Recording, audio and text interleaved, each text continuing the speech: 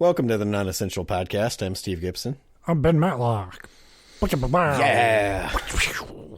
Boom, thunder sounds, lasers, pew, pew, pew. I ate Panda Express tonight, and they got my order wrong, so I'm hyped. There's nothing worse than that.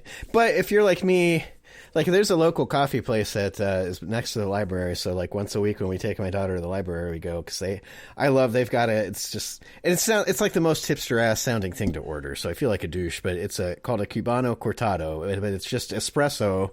Sounds like a Taco Bell dish. It does, but it's just espresso where they use like half sweet cream and half regular cream. So you get that little bit of sweetness, but not like over. I like it. So last time I ordered it, they gave me like this little like chai latte instead, and I fucking hate chai. Like I absolutely can't stand chai's it. big. I like it. I can't. It was one of the only things I could taste. Actually, was like chai latte when I was recovering from COVID. Yeah. It's just that it's that specific combination because it's basically the same flavor. Like I think it might even be the same like spices that are in like pumpkin pie. Yeah. And I like pumpkin pie. I just don't like drinking pumpkin pie coffee. And I know they're a little different, but that's what it reminds me of. Plus chai, I think, is tea, so it's like a tea latte. I don't know. Yeah. My wife knows how much I hate chai, but it was small, and I'm like, fuck it, I'll drink it. Yeah. Like, it's not going to kill me. Yeah, I never, especially like I got it Ubered to me, so it wasn't like. Oh yeah, so you're not gonna like. I'm not gonna. If I was Uber in I was in the restaurant, like I'd be like, hey, excuse me, I'm sorry. I know I'm the fucker here because I asked you for something, but if you could please fix it, and then they kick me out.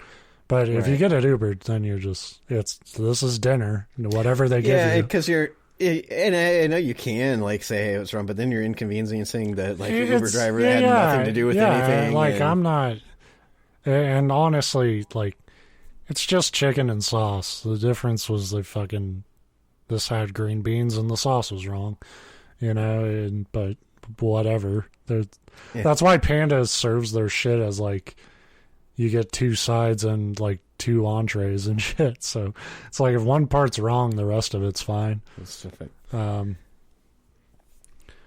Anywho, once again, I did not prep for this show.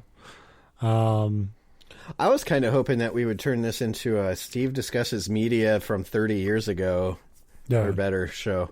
Because if you follow me on Twitter, in the same week, which has been tough, I've been really busy at work, so it's taken like a full week. But when it finally like dies down between calls, I'll try to watch something. And this week I've watched The Shining, the original Jack Nicholson one. I saw that. Good for you. And it was really good. I liked it. Like, it was. I felt a little too long. Like Kubrick movies and King movies are always, it was that exact pacing.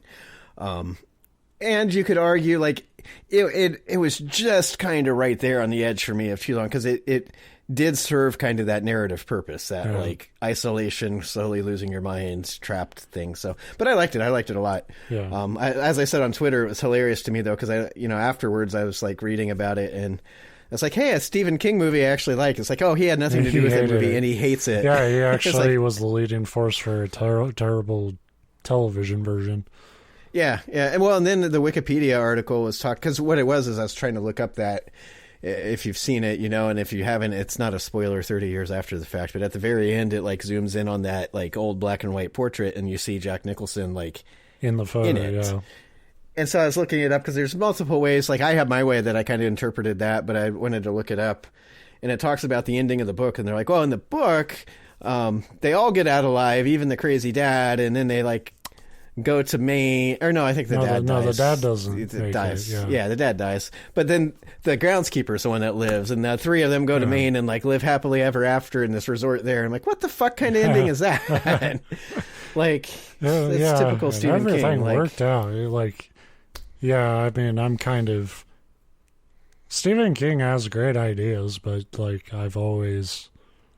Well, I don't even hate his books. I don't love his books, but I don't hate his books. But, when he tries to go get his hands directly involved in a movie adaptation of his stuff, it is literally the worst movies I've ever seen. Like 80% of them are Stephen King related movies. Yeah, they're not good. Like even It. Like a lot of people will say, "Oh, that's sacrilege," but the original It, I haven't seen the remake. The fucking original It is hilariously bad. Right? Yeah. Like Tim Curry is a treasure, but they're supposed to be comedies, and his performance in it is great, but that whole movie is summed up by the photo of him on set in full clown makeup, smoking a cigarette, looking miserable on a rainy day. Yeah. Which honestly would have been a better shot than any of the shots.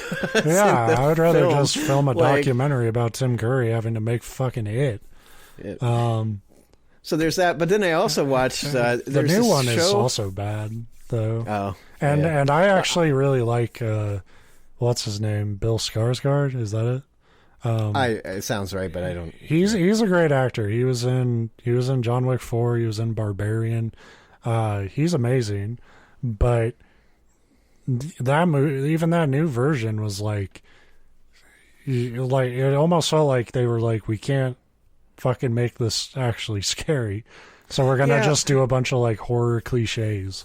That's the thing, is like his books, like I said, I've never been the biggest fan of his full-size long novels. I like his short stories just fine, a lot of them anyway, but his type of horror works well in a book where it takes a while to read and it's playing out in your mind and you're imagining things, and then he tries to like translate that directly to the screen, and it's like, well, that doesn't work though.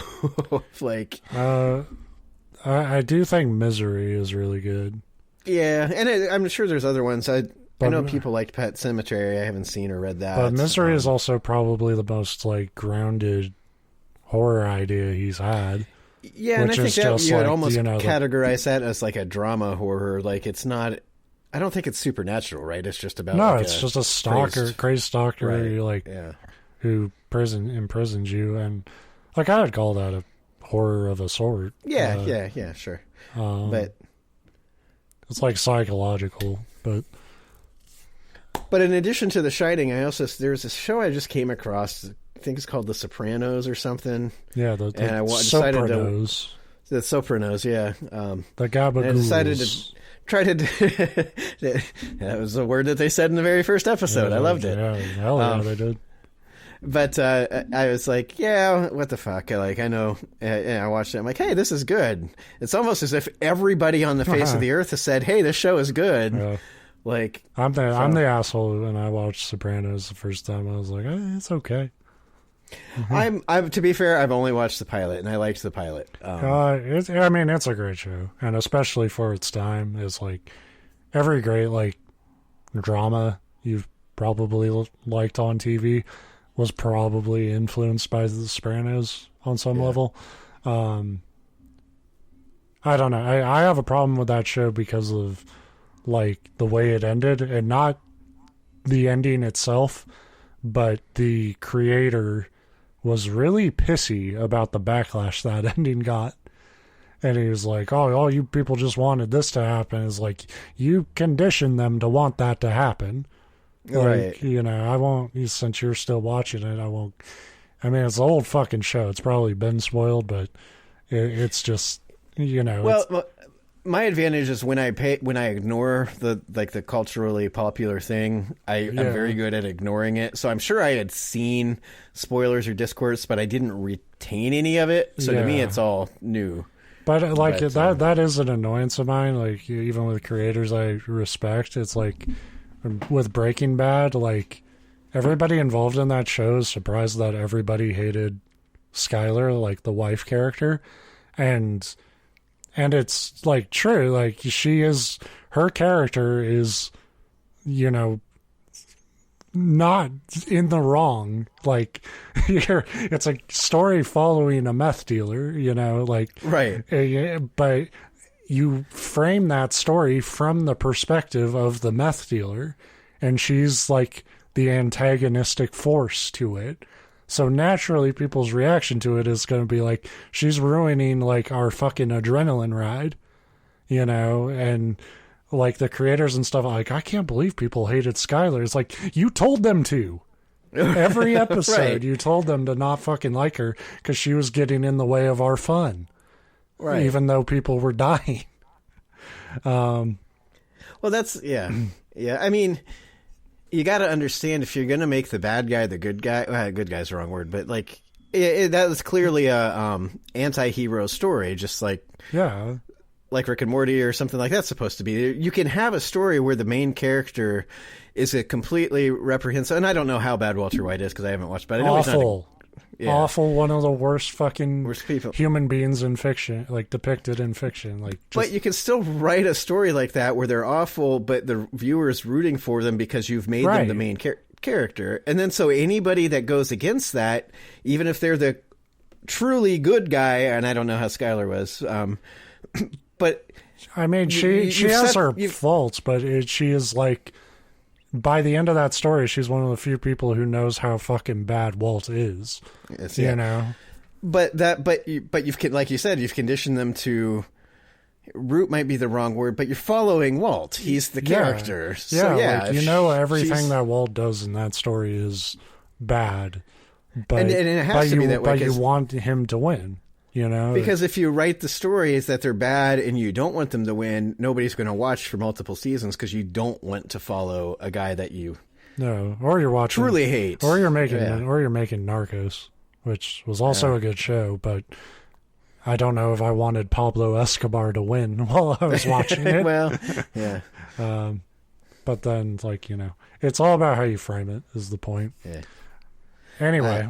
I thought Narcos was about the hippos, but there's a scene in Narcos Mexico where Pablo is talking about hippos. Yeah. And it's funny because he kind of looks like a hippo in that show.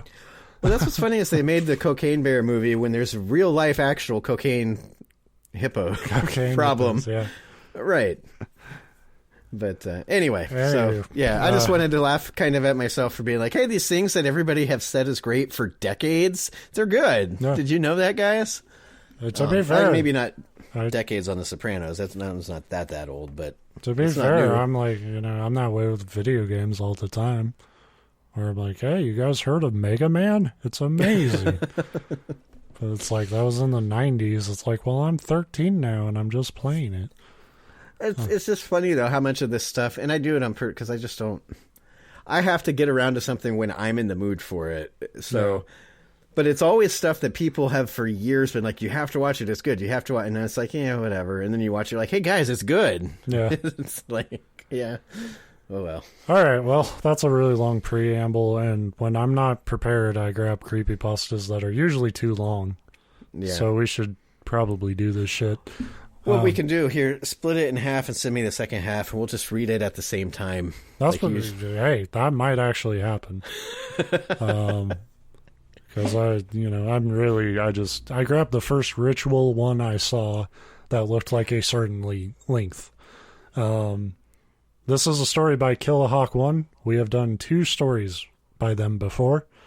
One was about Santa, I think, or just some fucking Christmas shit. And the other one was called La Bruja, and that was like episode 90. I was going to say these must have been great creepypastas because I don't remember I kind of remember the Christmas one. I kind of remember Call of La Bruja because I think that's based off of a real Mexican like urban legend. It's based off of my Bruja, my big broha. That's what I say to guys at the bar. Damn, that sounds like one of those Fry Fest scam festivals. Broha. Yeah. Broha 23. We're going to tackle the Colorado Rockies mascot, you in? Give him a real fuck up. Pay for your tickets in Bitcoin, yo. So this story is called Another Kind of Evil.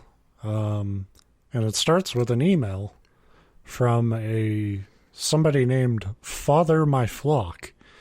And CC'd on this is PD Goat Gruff, Lowdown Leo, and Brute OXTOX. They are also names you will find on many comment sections and on pornographic videos. And it sounds like a Rocket League team to me. You will always find Lowdown Leo being like, "Who is she?" Who is she? Oh my God, who is she? And this is to Maddie B4. Dear Matthew, let me first say how proud I am to see the man you have become, but prouder of the fact that I can still see such innocence burning in your eyes.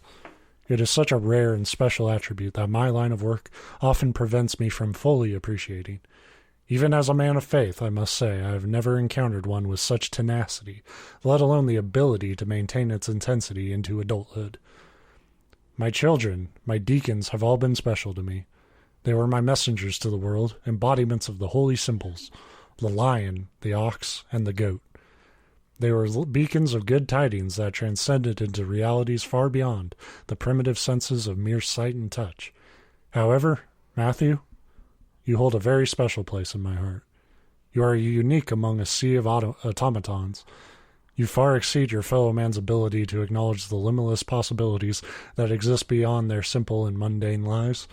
That is what brought you to me so many years ago. I see great things in you. Oh, the wonders I could show you. Perhaps that is why I lost you for a while. You needed time to ripen and mature.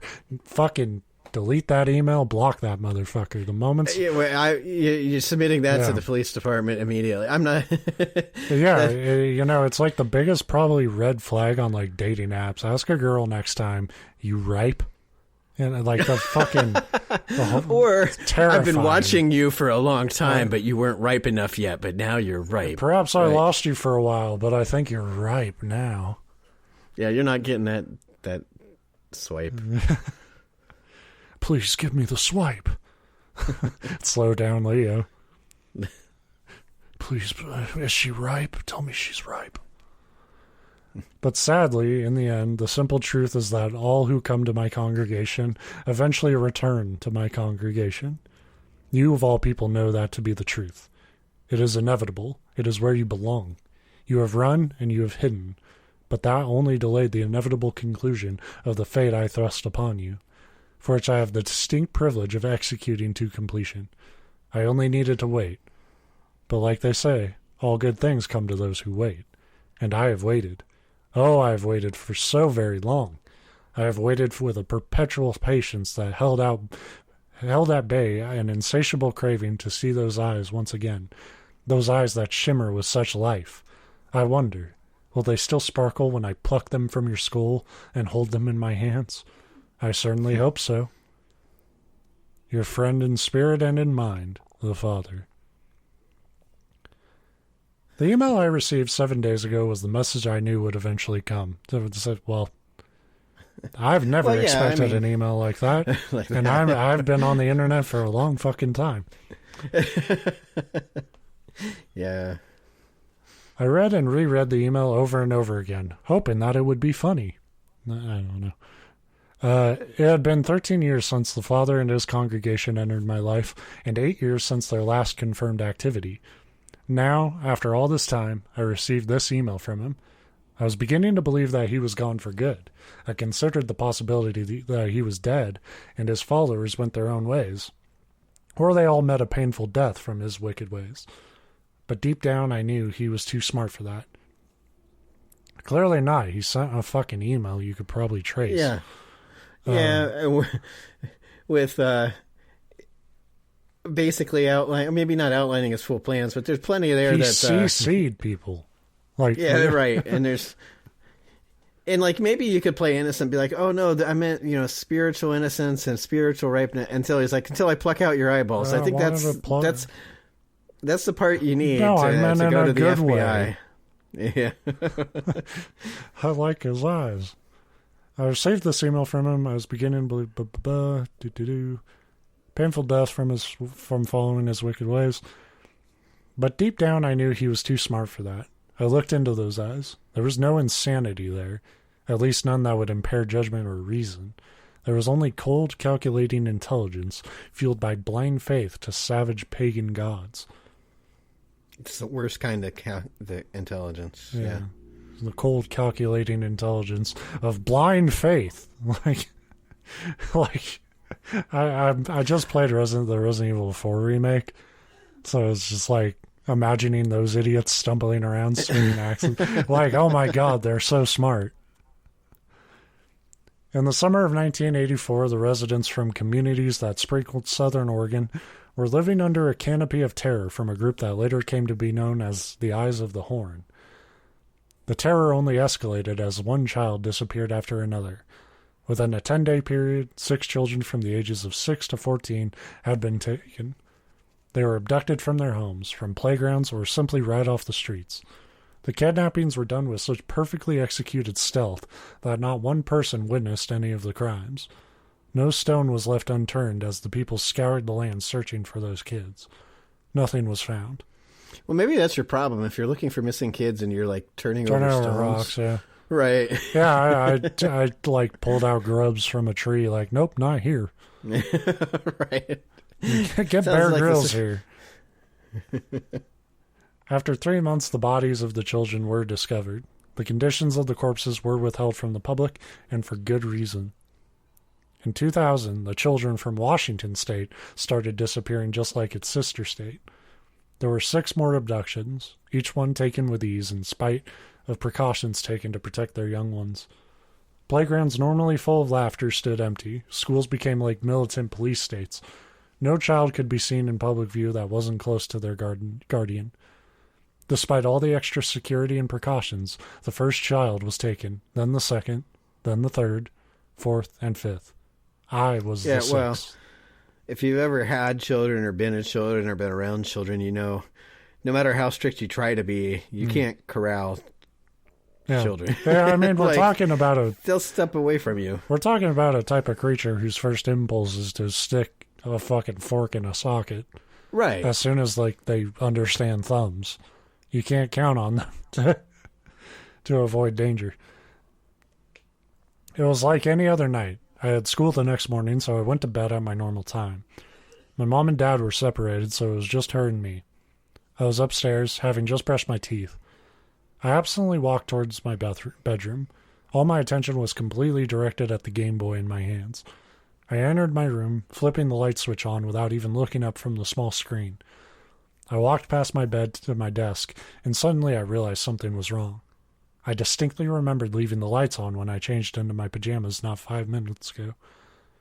I distinctly remember always leaving my lights off when I change in my pajamas. Yeah, like even as an adult, I don't want to catch myself in a mirror. Nope. That'd be fucking terrible. No one needs that.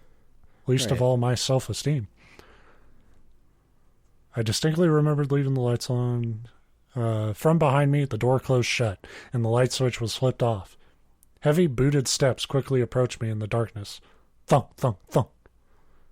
I turned only to be shoved hard against my desk by a large, dark shape of a man. He covered my mouth and effortlessly lifted me off the ground and slammed my body into my bed, with one hand still covering my mouth and pressing down with such force that he was capable of restraining my entire body. He reached around behind him with his free hand. I heard the ripping of Velcro as he removed something from a pouch on his belt. A wallet. It's one of those old 80s wallets with the... well, I guess they still make them. It was his shoes. He never learned to tie. Yeah. The door to my bedroom slowly began to open, and my mom poked her head into my room. Everything okay? Yeah, like... She had a warm smile she always had and said, "What on earth is going on?" And her eyes widened in terror as the light from the open door revealed the scene. I was in bed staring back at her, with a large man pinning me down and holding a syringe. With almost inhuman speed, he charged my mom and with one hand grabbed her by the back of the head and smashed her face into the wall. He did this over and over and over again. I screamed, "Stop!" and ran at the man, pounding my small fist against his rock-hard backside. He grabbed the... against his firm tuchus. Buns of steel. Yeah. He grabbed the collar of my shirt and lifted... How would that feel? You punch someone in the butt and break your hand. He grabbed the collar of my shirt and lifted me up to my tiptoes. I grabbed at his arm and pushed up to the sleeve to his jacket, revealing a small tattoo on his forearm below his wrist. I bit down as hard as I could until he slapped me off with a sharp backhand that sent me flying across the room. A reminder, these guys executed perfect stealth. I know. That's what I was thinking when they bashed his mom's brains in on the wall. I was like, and nobody knew how they did it. Yeah. Like, oh well. For the first time, the man's face moved into the light from the hallway so I could see him clearly. He was wearing a mask. It was a grotesque white mask of a goat. Dark, cold eyes peered from the holes. Encircled on top of his forehead, a crop of 6 black marbled eyes decorated the mask. He let go of my mom's limp body, opening the palm of his hand in a mocking, exaggerated way. The goat-faced man then leaped from where he stood and landed on top of me, straddling my small body. The force of his body weight landing on my chest expelled all the air from my lungs. Loud, heavy gasps came out of my mouth as I tried to catch my breath, but all the man did was press down harder.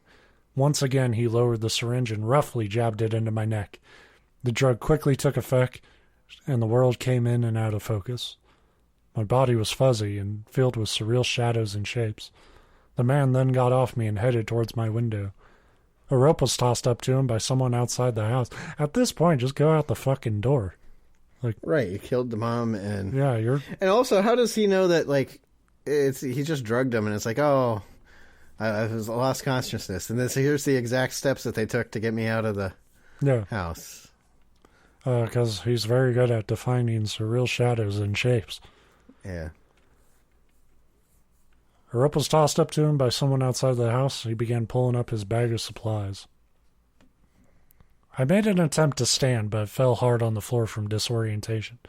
When my face pressed against the floor, I saw a blurry black marker on the floor next to my desk. I clumsily grabbed it out of the spinning world it sat in. I heard the man struggling to fit his supply bag through the window frame.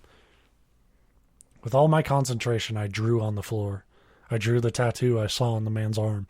I drew the 3 6s in a circle, or at least I thought I did. I was really high.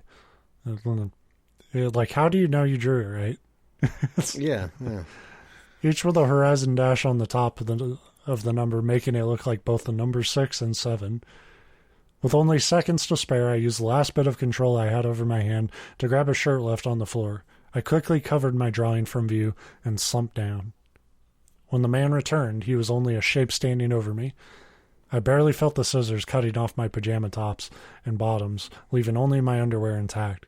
For a brief moment, the haze cleared, and I saw my mom slumped on the floor, staring into nothing before I was stuffed into a thick duffel bag. It was the vibration of the moving vehicle that aroused me into consciousness. I was still in the duffel bag. I thought it said I was still into the duffel bag.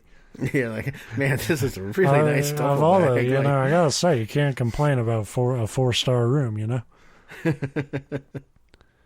But he must have pulled my head out while I slept so I wouldn't suffocate. My body remained paralyzed from the injected drug. With great effort, I looked up and saw a pair of frightened eyes looking back at me. A young girl, about my age, was lying next to me. Her head was protruding from a duffel bag similar to mine.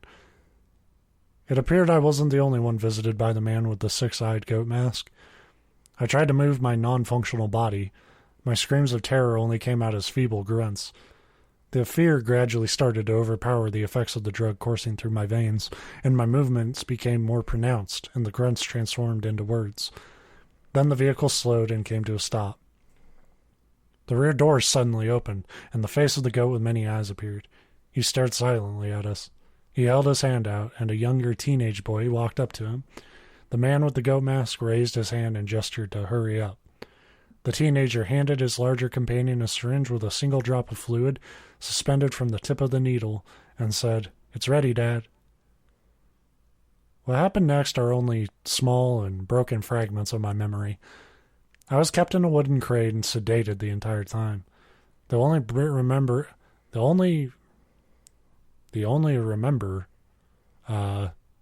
I assume it's I only remember. I only remember brief flashes of awareness with the crying in the background, the crying of children. After an undetermined amount of time, the 6 of the children were taken to the father, the bright lights from behind him, and my dizziness made it impossible to see him clearly, but I could tell he was an elderly man. Although older, there was an undeniable strength and intimidation in his voice and tall body. I was restrained by the taller man wearing the mask of the goat.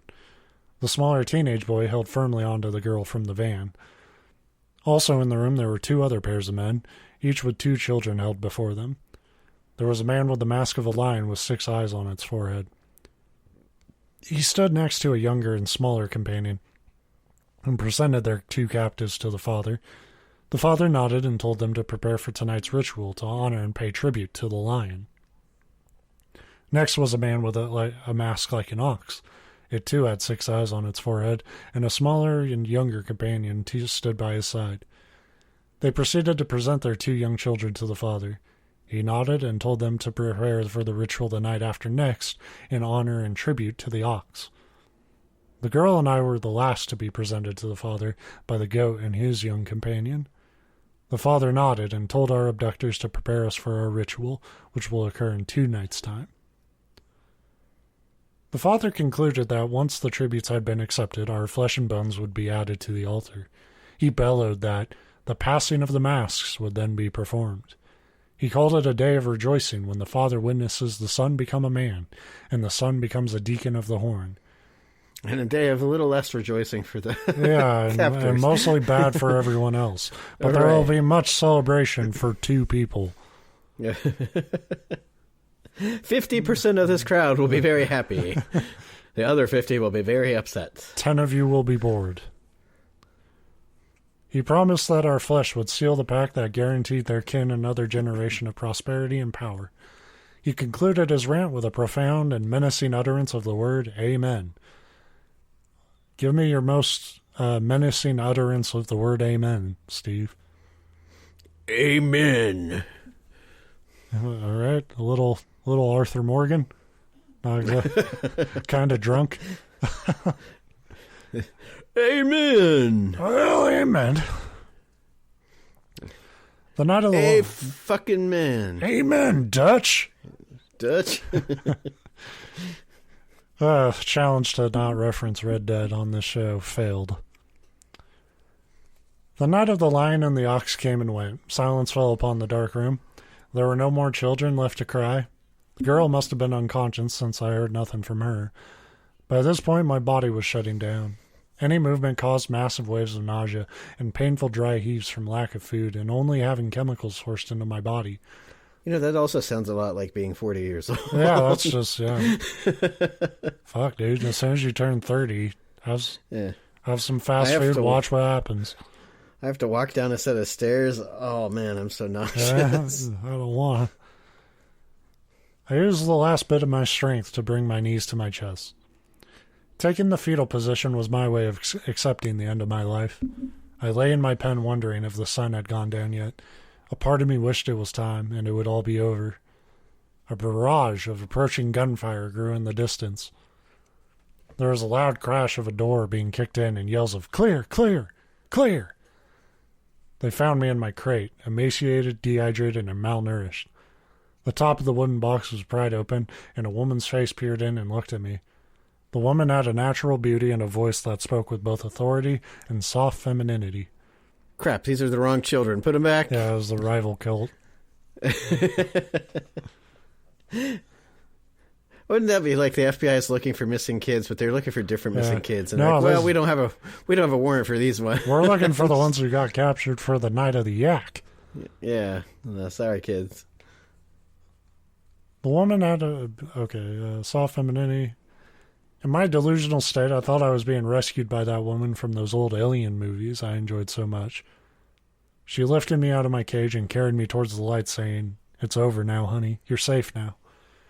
She rushed me out of the area through a crowd of armed men, all wearing jackets with the letters FBI on their backs. As we reached the doorways that exited the room, I caught a brief glimpse of 4 small shapes suspended within the shadows. It was a hellish diorama of deformed and unnatural shapes made from the human form. It was an altar. Seconds from exiting the room, one of the agents flipped on the lights, and the horrific structure was revealed, and he quickly flipped off the lights. It's like, whoa. Like, whoops. Don't want to look at that. Don't like that. That's pretty gross. Hey, get the kid in here. He wants to see this. You ever seen anything like this, kid? It's fucked up. Dude, this is so fucking weird. You're going to love it. It'll probably give you nightmares for the rest of your life. It's going to scare the piss out of you. For one split second, I saw it. I saw the wood. I saw the nails. I saw the incisions on the burnt and branded flesh held in position with spools of large and rusty barbed wire. I saw mutilated faces. I saw how innocence is paid to primitive and barbaric deities. I screamed when I saw there were 2 empty spots among the entanglement of her skin and razors. The raid was partially successful. In the firefight, 8 of the cultists were killed, 3 of which were the teenage sons of a wealthy family from Connecticut. That I do believe. That's rich people get into this shit. Mm-hmm. They have nothing better to do but be fucking weird. They were the sons of 3 brothers who were the legacy... How the fuck are you the sons of 3 brothers? Cousins, yeah. Oh, okay. I thought it was saying they were brothers to 3 brothers. Well, I mean, it could be like the 3 brothers had kids together somehow. Yeah, that's what I'm... Surrogacy. That is what I'm saying. Wealthy, inbred, Connecticut fuckers. Right. Yeah, they love this animal shit. And look, Ohio, where all of our inbred fuckers are not wealthy. Yeah. We're very poor. Yeah. Who are the legacy of a family that had generations of power and prosperity in its history. The brothers, along with their fathers, vanished and could not be located, but not before their assets were frozen and seized by the authorities. In the coming days, the family's dynasty came crashing down as more connections to the cult were discovered. The family's future died that day with the death of those 3 men. It was just blind luck that the FBI found them, a remote compound about 250 miles from where I was taken. It was the tattoo I drew that saved me. The goat's son foolishly put a full-size tattoo on his back, the same symbols, at a public tattoo parlor. It was the clue that saved my life. Only the little girl and I were pulled out from that hellhole. Our survival only attributed to the mere fact that our night of tribute was the last of the 3. We were taken to the hospital and reunited with our families. I learned what I already knew in my heart. My mom was dead. My dad tried his hardest to rebuild our lives again, but the experience had scarred me too deeply to recover entirely and regain any ability to trust or establish any emotional ties. Especially since he kept putting on a goat mask as a joke. Yeah, look. Like, yeah. Come on, this will cheer you up. You love Gary the goat. I lived in constant fear. My dad lived in another kind of fear. The fear of losing his child again. My protection consumed him to such extremes, the stress began to take him a little at a time. I tried to stay in contact with Jamie, the little girl who was also rescued, but I think she felt the same as I did. We were both reminders to one another of that man with the goat mask with many eyes. We eventually stopped messaging each other and went about our lives as best we could. It was 7 years later until I heard anything about her. When I was 14, my dad received a call from Agent Barrett, the agent and lead investigator who rescued me. Jamie was missing. She had been taken again. They suspected it was the same man as before. They never found a body. They never knew what became of her other than a note from a man claiming to be the goat. So, I mean, you probably know what became of her. Right. Not to be also, it pessimistic. seems weird at this point for them to leave a note. Yeah. They're like, oh, these super stealth kidnappers in a secret society, but let's let them know what's going on just because. I mean, they didn't really. You don't get captured twice by 2 different cults. You're not that unlucky. What if you were? What if? Tune in next week when we look that up and find the guy who actually was. My dad had no doubt she was dead.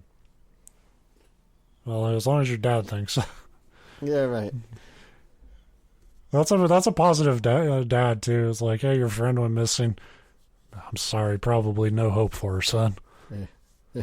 It was around this time when strange things began happening here. Lights from outdoor motion sensors were triggered at night. That's not weird. A fucking animal could do that. All right. And strange men were reported outside the gates of my private school. One night I awoke to the gunshots and my dad swearing at someone and promising to kill them if they came back. Again, these were stealth experts. Well, yeah, but the dad's a super stealth expert. That's the thing.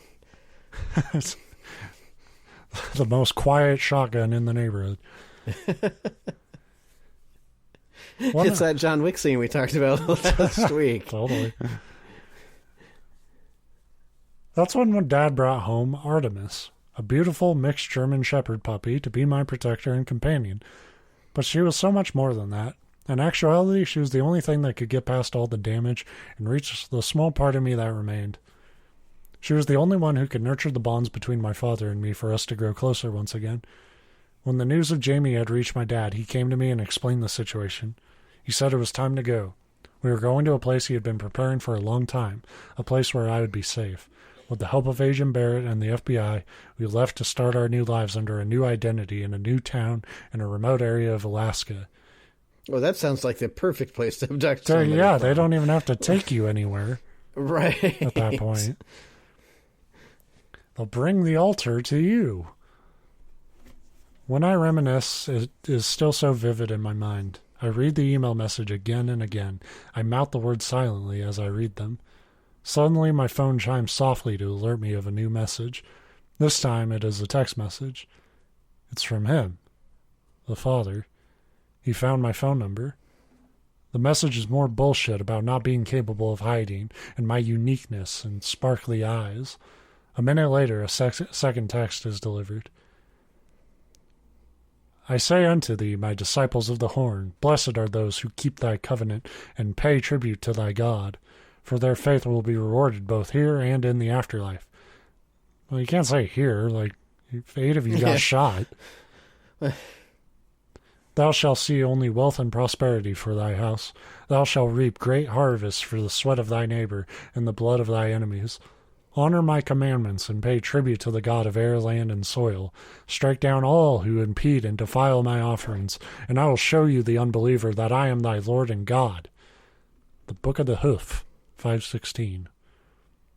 I spoke those words to the girl before I paid my tribute with her screams. It's still the message here. However, my debt is not yet absolved, and neither is yours. When I next speak those words, I will be bathed in your blood. Only then will I offer up your flesh to the Lord of my house. Only then will my debt be paid. Only then will it be finished. However, Matthew, I do promise you this one thing. There will be no other soul who has walked this earth who will know the pain and suffering you're about to endure. My daddy is fascinated with your eyes. I honestly don't see it. I'm more interested in your screams. Will you scream for me? Will you scream nice and loud for me? I bet you will. Oh, yeah, I bet you will. I'll be seeing you, Matthew. I'll be seeing you real soon. This is the guy from Monsters, Inc., I think, the bad guy. Turns out this was the goat guy, not the father. So he's all jealous. Yeah. It's my sparkly eyes he wants, you fucker. I stared at the message and smiled to myself. When I turned 17, my dad died from a sudden massive stroke. As the years went... It makes me smile thinking about that, too. It reminded me of when my dad died in a traumatic fucking event. It's just a weird transition there in this sense. Yeah. I mean, I'm sure he's going somewhere with it, but yeah. As the years went by, I saw his strength and health deplete itself from exhaustion and worry. I loved my dad very much, but it was difficult to reciprocate any affection or emotion after my abduction. But those last years were good. He passed away knowing he had done everything possible to make me safe. Now alone and with 3 months left of high school, I needed to make a choice. Do I live my life in fear, hiding from the world? Yes. Or do I honor my father and take back my life? I made my decision on what to do and used that time to get my affairs in order. Come graduation day, I had sold everything I owned, including the house. How do you sell the house? I thought the FBI owned that shit. Yeah, the FBI sitting there like, son of a bitch. They're not giving you the deed. You're like, don't be naive. It's still the government.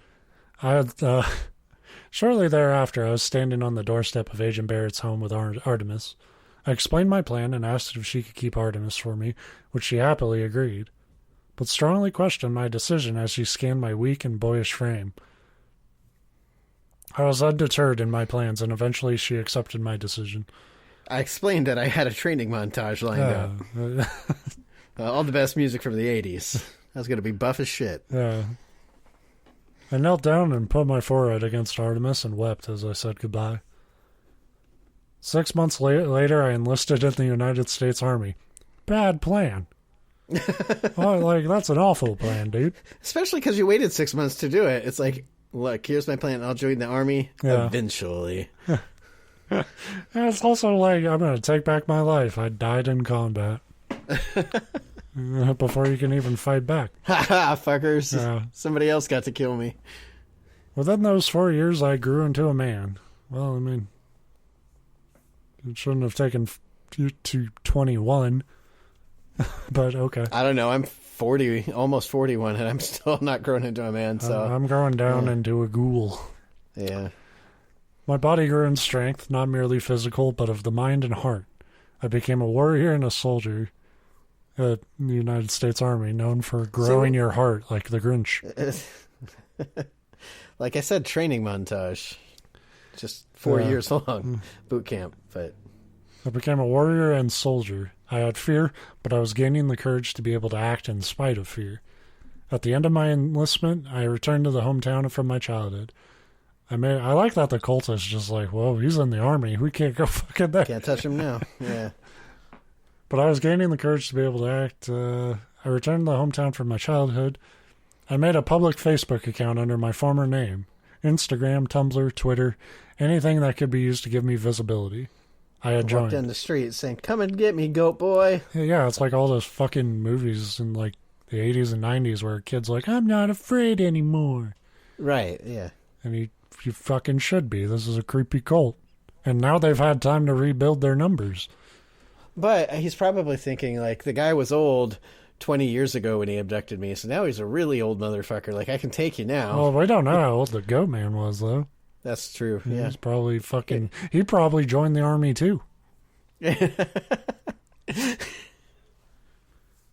He was in the, like, next regiment over, so he's watching him the whole time. He's like, oh, you did 100 push-ups, so I'm doing 101. Ha-ha. Ha-ha.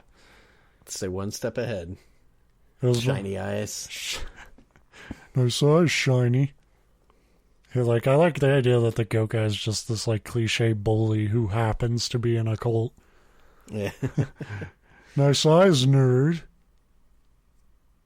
It would only be a matter of time before they took the bait. I read the email once again and zipped my jacket up a little higher to protect my face against the bitterly cold breeze of the autumn night. I am concealed in the thick brush of the woods, overlooking an isolated, luxurious ranch-style house. I see headlights from a van peek from around the bend and drive up to the house I have been watching for the past 3 hours. One thing you could have your dog in on this. That dog was trained to protect you. What? John Wick, again. Like. Yeah, but I get it. I'm not going to put my dog in peril. In John Wick 3, Halle Berry has 2 German Shepherds. She just puts a bulletproof vest on them. Oh, well, yeah, that's pretty smart. Yeah. I feel like you just spoiled the whole movie. Like, that's the point of John Wick 3 is... Get a bulletproof vest for your dog. Yeah. Do they sell those at, like, Petco? Bro, they gotta. I mean, there's, like, cop dogs and shit. Yeah. I would give my fucking dog the bulletproof vest off my back before I fucking let them go into combat without it. Right. Because they don't know what they're fighting for. They're just like, the dogs are dumb. They're just like, well, a battle, okay. They're like Pokemon. Yeah, Master said attack. And that makes you feel even worse because they're just blindly carrying out your orders because they Well, last time I bit a guy in the balls, he called me good boy. I see headlights from a van peek from around the bend and drive up to the house I've been watching for the past 3 hours. I lift the night vision binoculars to my eyes to get a better look. A large man emerges from the vehicle and goes to the rear doors, then walks into the house carrying a large duffel bag. How big? He's a man now. How big is this fucking bag? Well, and I'm curious. Now that you mention it, they talked about, he hoisted up his bag full of supplies. And then he carried the guy out the side and put him in the van. It's like, what supplies? Like, he had a syringe. Maybe he uses, because they said that he cut his pajama tops and bottoms off. Maybe he uses those big novelty scissors that they use at ribbon cutting ceremonies. He's like, nope, they're the safety scissors that kids have. The first few kidnappings went really poorly. Yeah. I'm a stealth expert, for I am the goat man. I just can't. Fucking, but these goddamn things, they're just folding them. I pull out another piece of paper that contains my list. With an old marker I have kept safe for a very long time, I cross out the first line written on the paper that reads, Number 1, the goat.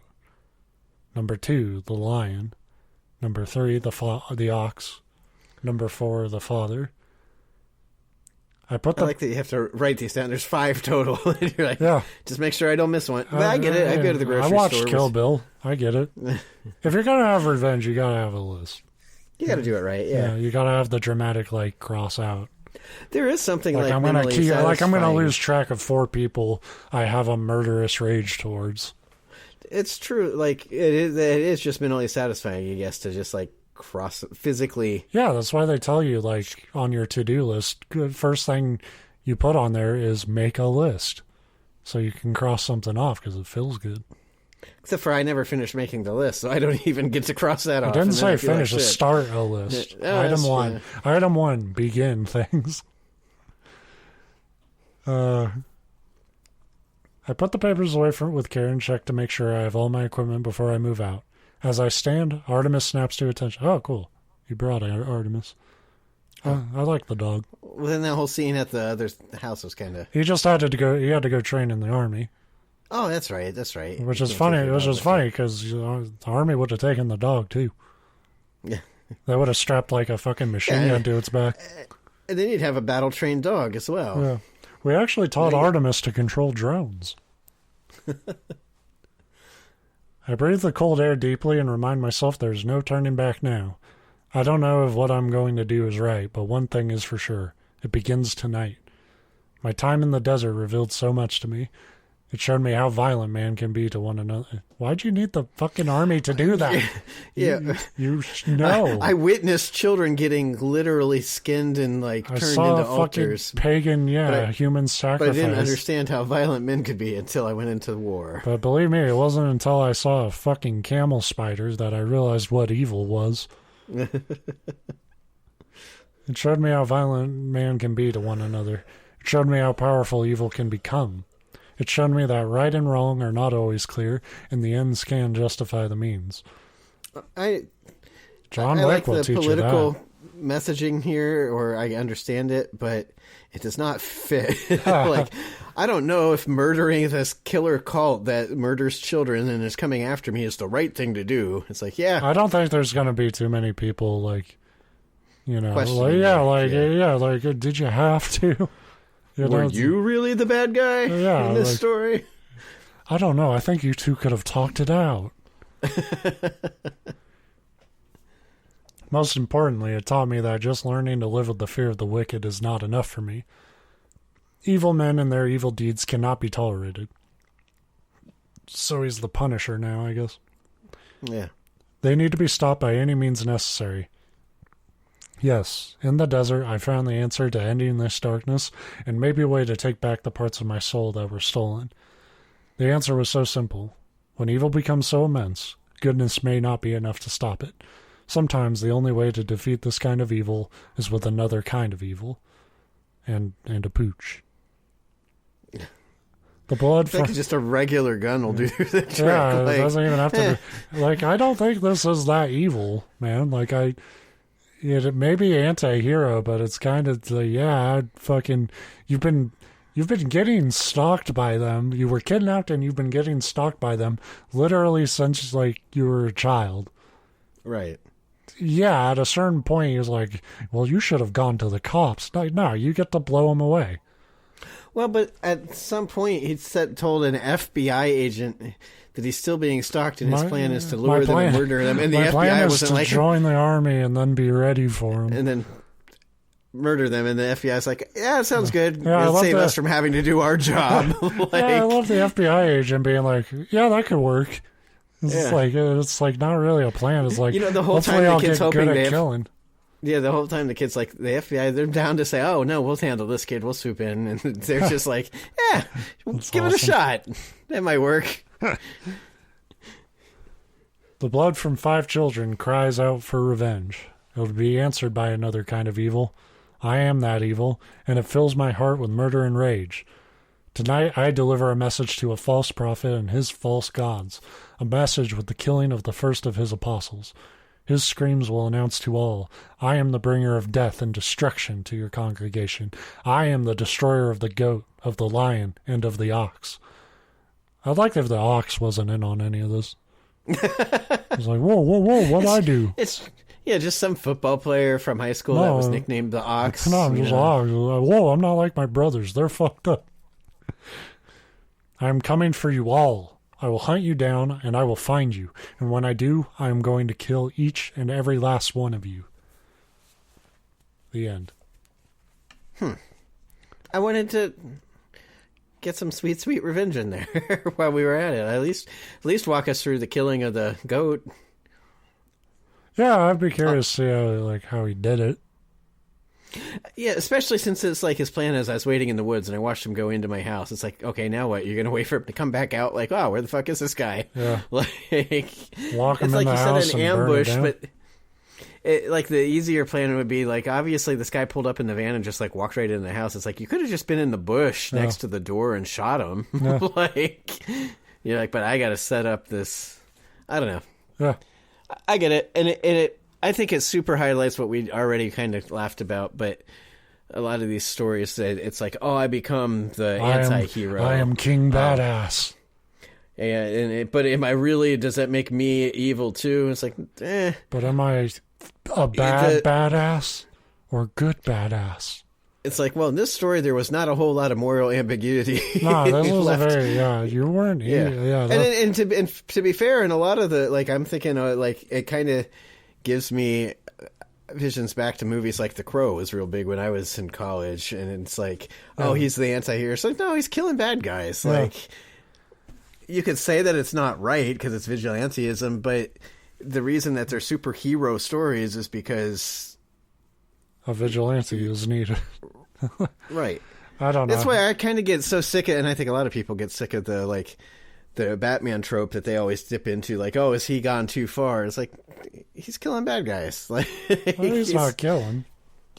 Well, that's the thing too. He doesn't, but I think Batman would have been a lot shorter of a series if he just fucking killed the Joker. Yeah, I think Batman is the more interesting.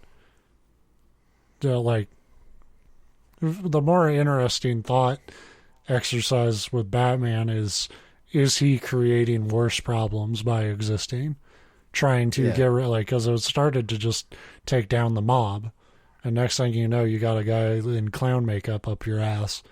It's like, that's kind of interesting, but the idea of like, oh, I'm killing bad people, am I becoming bad? It's to me that's a little bit. It's like, there's a line. There's a point where it's like, no, you should definitely kill these fuckers. And that was the line. This story is the line. Yeah. Yeah, it's not... if you wanted to get on... I don't know, I'm trying to think of a good example. I mean, you could make it where it's more ambiguous. Be like, wait, are you just as bad or worse as the bad guys? Well, I mean, the Punisher will fucking cut your head off for, like, taking a candy bar, it's like, yeah, there you go. And that's like, wait a minute. Psychopath, vigilante. But and isn't that kind of the is it The Boys that has that kind of? What's the one? There's I know it's a real popular superhero. The Boys is like about like superheroes who are insane, and bad. Right. Yes, I think that's the one I'm thinking. I've never watched it, but. Like, yeah, you can very much have, like, the quote-unquote hero that's, like, really the same as the bad guy. And there is that. We've talked about it before, too. It, like, almost always applies in, like, war, but in a lot of other things. We talk about it in the Old West a lot, where they're like, oh, and this guy's the one that took down this Old West bad guy. And you're like, yeah, if you look at his life, he was also... the bad guy. So you very much have those situations. This one, it's like, nope, I think you're 100% green light, go ahead. Yeah. Like, I don't know, but maybe you have to kind of build yourself up like that to go on a revenge tour. It's like, I'm not just some guy who's mad at you. Now I'm death incarnate, you fucker. Like, I would probably do the same now that I think about it. And again, I very much at that ending, like I kind of wanted to see the hunting of the goat, but whatever. I get that the style. Yeah, I really enjoyed how this was written, and I would have loved a fucking action scene of. Yeah. Or even not the action scene, just take it one step further, like you have them in your scope or something, and then it's like... Yeah, like I would be curious what is the method here? What did the army specifically teach you about taking out weird goat men? Yeah, it clearly wasn't ambushing him at the most opportune moment, because you let that come and go. Like, that's the thing, like, if he kind of revealed, like, what he trained in was, like, sniper, you know, like... And he was just... The problem is he was an army cook. Yeah. He's like, I'm going to make him peel potatoes until he... I've trained my whole life. That would be scary, though. That means he's going to peel these fuckers. Yeah, which would be great. I trained for 4 years to peel the pagans. No, I liked the story, though. That was good. I knew it would be good because the first comment rated it a 1 out of 10. And I was like... You know, if the Creepypasta community doesn't like it, that's what. Yeah, it'll be probably top 5 for like me. Nah, I don't remember what it was. So they do ratings, but I don't remember. Seems like a lot of people liked it. So thanks, Killa. It was cromulent. Killa, keep getting us out of jams. And by us, I mean me. I actually had that I had that thing where all week I felt guilty about not getting a topic ready, and then I just had that like pissy teenager response today of like, I do the show for free, I'll do what I want. You know, all just justifying my laziness. But it's true. I have fun doing these, so it's not very motivating to find a real topic when I have more fun reading this shit. Right. But, you know, who knows? Maybe I'll feel differently 2 weeks from now. But that's the show this week, and I'm done. Me too. Bye.